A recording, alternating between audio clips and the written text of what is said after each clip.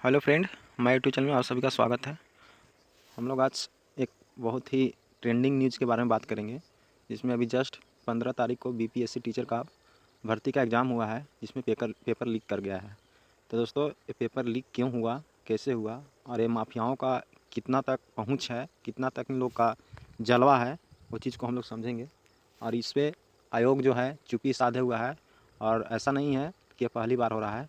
इसके पहले बिहार पुलिस में भी ऐसा हुआ था, बिहार दरोगा में भी हुआ था, लेकिन तानाशाह के शासनकाल में कुछ स्टूडेंट को नहीं चलता है और नहीं तो उसके ऊपर गाज गिर जाती है।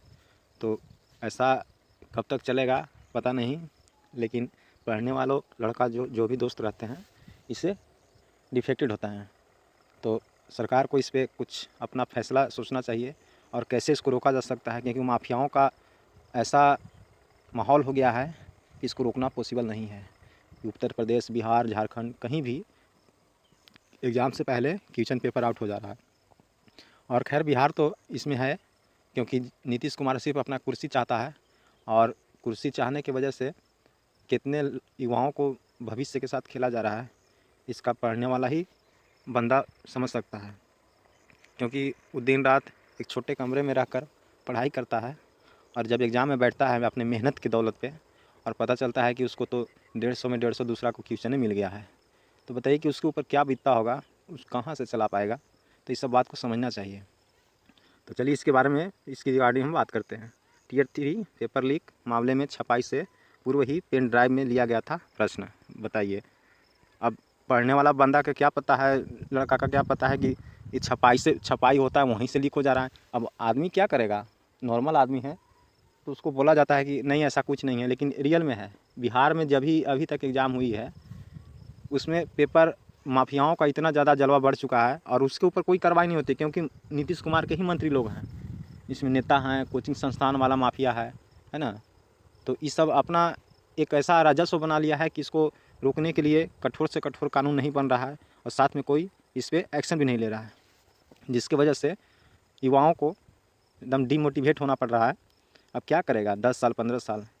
तो देखिए यहाँ पे बताइए कि छपाई से पहले पेन ड्राइव में लिया गया था और उसको पेपर आउट कर दिया गया था। तो ये सब गलत चीज़ है, इसको रोका जाना चाहिए। जबकि देखिए आयोग जो है, जो बीपीएससी आयोग है, उन्होंने धांधली रोकने के लिए तमाम उपाय किए थे, लेकिन सब विफल रहा, क्योंकि उसका अधिकारी ही जब करप्ट है, ठीक है। अब सीएसबीसी डीजीपी आया नाम सामने, तो बताइए कोई बोलने के लिए तैयार है, लेकिन उसको दबा दिया जाता है ताकि बड़े बड़े जो माफियाओं हैं, अधिकारी हैं, तो उसको बाहर नाम नहीं आ सके, इसलिए उसको दबा दिया जाता है। तो ऐसा नहीं होना चाहिए। साथियों, हम एक चीज़ बताना चाहते हैं कि इस दौर में पढ़ने वाला लड़का को बहुत 20% ही जॉब हो रहा है, और जो नहीं पढ़ता है, सब दिन माथुर नियन रहा है, इधर उधर काम किया है, पैसा जमा करके रखा है, और उसी को नौकरी हो रहा है, क्योंकि उसको पैसा चाहिए और पैसा सेटिंग करा के चला जा रहा है। बढ़िया से उसको अपना एड्रेस भी पूछिएगा ना, तो वो भी कन्फ्यूजन के साथ बताएगा। वो अभी लड़का जो है, कोई कांस्टेबल है तो कोई और पोस्ट पे है। तो ऐसा नहीं होना चाहिए। इसमें मेरा ये कहने का मानना है कि जो जिस योग लायक लड़का है, उस अगर भर्ती में जाएगा तो नेसेसरी है कि उस आयोग को सक्सेस, मतलब जो भी वो मुद्दा उठाएगा, जो भी उसका तैयारियाँ रहेंगे, जैसे मान लीजिए कोई शिक्षक बनना चाहता है, तो उसको शिक्षक की फील्ड में एकदम अच्छे तरह से पढ़े लिखे लोगों को भेजना चाहिए, ताकि उससे शिक्षा व्यवस्था सुधारा जा सकता है। अगर पढ़े लिखे नहीं है, अगर उसको आज दे दिए शिक्षा विभाग, तो क्या करेगा साला, सब दिन तो पढ़वे नहीं किया है, उसको क्या पता है कि शिक्षा क्या होता है। अब मान लीजिए किसी का इंजीनियर बना दीजिएगा, और मैं अब पैसा पर लेके इंटर किसी तरह से सर्टिफिकेट ले लिया है, उसको अब नॉलेज उसके बारे में है ये नहीं है कि सीमेंट कितना लगता है, गिट्टी कितना लगता है, ड्रिलिंग क्या होता है, फेसिंग क्या होता है ना। तो ये सब जो होता है, मशीनिंग क्या होता है, लेंथ मशीन क्या होता है, तो इस सब के बारे में अगर उसको जानकारी नहीं है, आप उसका जेई का पोस्ट दे दिए, वर्कशॉप का पोस्ट दे दिए, तो क्या बताएगा उस, और नहीं तो जो बनने लायक होगा उसको बिगाड़ के बैठ जाएगा। तो ऐसा नहीं होना चाहिए। तो दोस्तों, इस वीडियो के माध्यम से मेरा कहने का मान यही है, मेन मुद्दा यही कि कब तक होगा, युवाओं के साथ न्याय कब मिलेगा।